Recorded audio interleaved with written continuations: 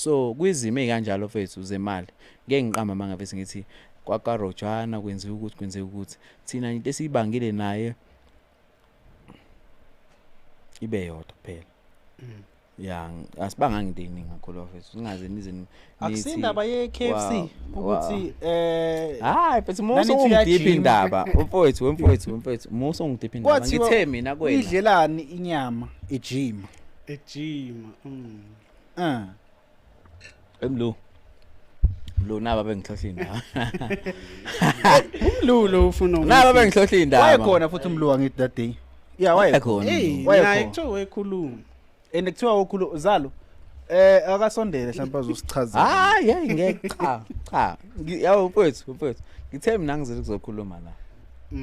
ayi sivumele nani mthando awoni inkinga yini ukuthi manje senibona ukuthi manje ngoba sekukhona amakhamera akusamukelo manje usezokhuluma bafethu into engizela angizeli uzokhuluma indaba yabo but ngikunike nje recap encane yabo yeah okay ngikunike recap encane yabo yiloko abantu abakufunayo vele lalela ke mfethu yabo okay bengasekho mnandi yabo akumnandanga akumnandanga akumnandanga yabo futhi ungabunandike kwakhona ukuthi bengasekho mnandi yabo ngendlela ukuthi on that day yabo sayihambela nje sayithengela ibhodlela kwayirelaxela bayihlalela bayiphuzela yabo into enjalo yabo mina mfethu sijwayele ukudlala yabo sijwayele ukudlala ukuthi phela mina njengoba ngitshela ukuthi angizeli kuzobhiliza la ngizokwakha mina ngeke ngize la kwi-podcast yabo ngithi mina ngizoyifavor ngizofuna ukuthi abantu bangibuke ngcono ngizokhuluma into engayona yabo yabo mina ngifuna ukuthi mangabe ngikhuluma nawe mase sikhuluma face to face nawe ngithi mangikubuza ukuthi mina lokho ngakwenza ngempela yini mase ukwazi ukuthi iqiniso lelo osuku ngitshela lona ngilibuke emahlweni akho ukuthi wena ngempela ungenzeli ukuthi wena wenzele i-podcast mina mfethu mina ngifuna ukuthi sobabili sibe neqiniso sobabili yabo mangikhuluma nawe ngazi ukuthi iqiniso lami ngilikhuluma nawe ngingenzela abantu mina mfethu abantu bayakhuluma ngiyazi anginandaba nabantu kangako anginandaba nabantu but mina bengilela ini iqiniso likuyena ukuthi wena ngabe unalo iqiniso yabo mina okuningi kade ngikulindele kwi-podcast yakhe bengilindele nje ukuthi mina uzovuma amaphutha akhe axolise mhlambe mina bengakubona mhlambe ukuthi mhlambe ngiqhubeke ngithi mina ayi mhlambe singaqhubeka la because ngiyakubona ukuthi ngempela uyaxolisa because nami ngize ngivela kuma platform nje ingoba bengingaphathekile kahle lento le ibengihlukumeza rather than ukuthi kuthiwe wena samukele uthula musukubukanisa ngaye mina ngibona ukuthi mina ukubukanisa ngaye kube right ngoba kwa elami igama mina mhlambe mase sekukhona umunye umuntu noma sengibonala nomunye umuntu ngizolimala mina kuthweni ngidlala ngamantombazane kanti abantu abazi ukuthi kwenzakalani abantu abazi ukuthi mina ngiye ngaxola mina multiple times ngixola mina inhlizweni yami ngixolelile ngakwehlisa ilanga le KFC ilanga elihlale lenzeka njalo masindawonye uthola ukuthi nje siyayidlela sidla ibheka nawo ama-video mfethu yazi mfethu mina mfethu iyangihlupha lento mina yabo mina mfethu ngicela ukusho mina mfethu anginandaba nabantu mfethu abantu abakhulumayo anginandaba mina mfethu mina ngeke ngiyiprove kubantu ukuthi mina nginjena ngeke ngiprove ukuthi mina ngeke ngiliprove kubantu iqiniso abantu bahleli nalo iqiniso phansi yabo mina mfethu sakusadla inyama mina njalo mina sihlale senza content nombali yenyama yabo uthola ukuthi uyaphanga inyama ngithi mina hawu ngishama reaction la ukuthi yababaza yezo ipost lento ihleke kube mnandi yezo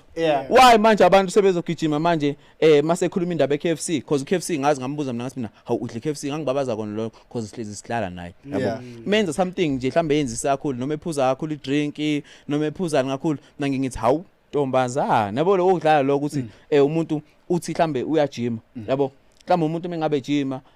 wena mengabe idla kakhulu usuzomdlalisa ngokuthi wena cha uyadla bo wazi wajima uyadla bo yabo lo ukudlala lo ngidlalela mfethu yabo futhi mina ngizange ngize ngifina lapho ukudlala kwami kwaba limited ngabuza ukuthi nje hawu udle KFC kwa umlunake kwa umlunake yabo kwa umlunake mfethu uthi umuntu ojima yoyidlala iKFC ngakhona mfethu usiyayidlalela yabo nje lapho silindele ukuthi kuzohleka kube mnandi kube njalo iyo ngithi mina kwase kuvele icushene kwase ngingasemnandi vele yabo so mina lapho mina yazi khona mangakhulumeka lapha but njengoba ngisho ukuthi mina ngifuna ukuhlibhiza angizeli la ku podcast ukuthi ngizozenza ngcono kunini ngifuna ningibuya mina mfethu wena mina ngikwazi mina ngiqale la ku podcast manje yabo ukukhuluma mangakwena ukukhuluma iqiniso kwena nokukhuluma yini kwena mostly amanga ngiyangisize ngalutho cause ngizofuna wena ungibuye ngcono uzongisiza ngani because angikwazi anginandaba nawe yabo so mina umuntu enginendaba naye umuntu mina ade ngiphila naye ngimaziyo yabo angasuthi mina ngaphamisa ivoice iqala because wena wangiphamisela ivoice iqala enza lento leyo ukuthi njalo mingabe sephuzile ungiphamisela izwi angithuka ngenze yonke into yabo angithuke angibiza amagama namagama yathi ngingawathanda yabo so nami ngadecide ukuthi yabo manje because lento le isiyenzeka repeatedly yaziphinda kaningi mina njengosamukelo ngiyama lapho mina njengosamukelo thatha isinqumo sokuthi sengikhathele mina mfowethu ngicokutshela something okay ngishilo ngathi angifuna ukukhuluma ngalento le yabo but usungivuselele ukuthi ngikhulume ngayo mina mfowethu kade ngifuna ukuthini manje mina mfowethu mina ku-social media angikuvezanga mina Nombali bunge ngithola isixabene naye uthi nje ubona nama-relationship amanye ixatshana kwenziwana bungesithola isixabana cause thina uxabana kwethu iy'nkinga besizixazulula within thina iy'nkinga zethu besingazivezi kubantu bezingabonakali kubantu thina sibile ney'nkinga yezwa sibile ney'nkinga saxabana salwa yezwa salwa mina ngikaze ngibeke isandla mina yezwa angazi mangithi mhlambe silwe ngisho ukuthi like singaboni ngaso lingi angazi ngibeke isandla but mina sekwangikhomba sekwanginkinyo seyangenza yonke into yezwa mina sekwangithuka wangenza mina ngibezele nje ngendoda yezwa ngabekezela mina angakuveza ngisho ku social media lo ngiveze manje mfethu ngoba sengikhathele yezwa ngifuna ngizwe ukuthi mina manje lo ngikuvezile ngikuveze ngoba bese ngikhathele so iqiniso uthi wakwakushaya vele bengikhathethi sekwangikinya azangishaya sekwangikinya but mina kuningi kakhulu mina sewabonisa ngameresi wenzani wangithuka eresi wakhuluma ngahlala naye phansi yabo ngisho ngathi mina Mbali lo naloku mfethu angikuthandi ngicela ukuthi singadluli kona yabo mina ngicela ukuthi ungazi mina hayi mhlambe mina akwenzeki ukuthini mina ngumuntu esilisa nami yezwa but mfethu ngicela ukuthi ungi-understand ukuthi mina Hi bazala bakamzitho, welcome to Umgosi noMagatsheni. I am uMagatsheni. So Samukelo Shares and I decided to go to a podcast to tell his side of the story. To me guys, as ngifakile that clip of the podcast, I felt like akashongo next, bekakhuluma but akashongo next, and I felt like into ebalekile bokumele abuze yona ukuthi, are you using girls for content? Are you paying these girls because you are saying awujoli nabo? You are saying bonga nabo cansini awuyenzi nabo into zabantu abathanda, especially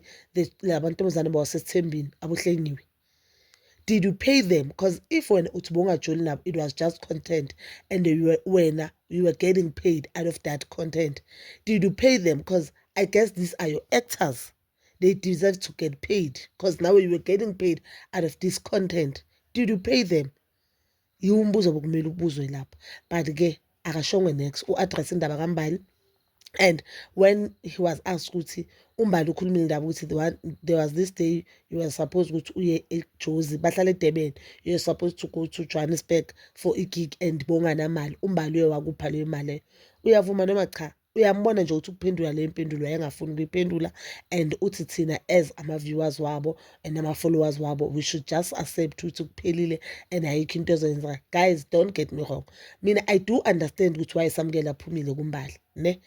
understand, I don't wanna lie, and mina I believe kunto ukuthi choose yourself and choose your happiness, and I feel like uyenze kahle wangachitheli uMbali isikhathi because akusizi ukuthi Samukelo ahlale noMbali while Samukelo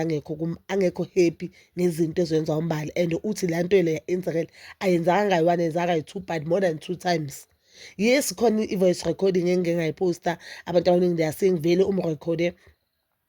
yena ku-recording cause he knew ukuthi uyarekhoda bekazokhuluma kahle, then umbali uviyasakazi ukuthi uyarekhoda uzokhuluma noma kanjani, but still on that recording if imamela kahle angabe yena yenza ukusa kuwukusa vele urekhoda umuntu ungamtshelanga, kodwa lapha umbali uyaconfess ukuthi yes ngiyenzile lento le. And even on the podcast umbali usho even though umbali athi yena iyenzeka yi2 usamukele on the call uyasho ukuthi awuqali, it's not the second time, remember. And usamukele bayabhalile ukuthi that thing uyithathe ngo-September, so kusho ukuthi njengoba beyenzeka manje njengoba bazohlukana njengoba nje kuyi-December or late November, it was mhlambe for the first time. Kusho ukuthi umbali utshwala vele nje abumphathi kahle. Ukhona umuntu othi makaphuzile akhuluma inhlungu yakhe aphuzile. I'm not saying uyadelelo ini, umuntu avela angayikhuluma inhlungu yakhe, but makasathole utshwala abe naleyo courage ukuthi you know what ngizoyisho lento le engangihlali kahle emoyeni. You understand? I guess umbali, I think umbali umuntu onjalo, umbali ube njalo ku situation yakhe nosamukele, ngoba ushilo ukuthi vele lento le ukuthi abantu bebasamukele yami user for content naye bekayibona and bekayifila bengabona ama followers kuphela or abantu who are following I content yakhe kuphela, but naye self bekayibona just because usamukele banosamukele bebathandana. Usamukele menza ukuthi I believe ukuthi bayathandana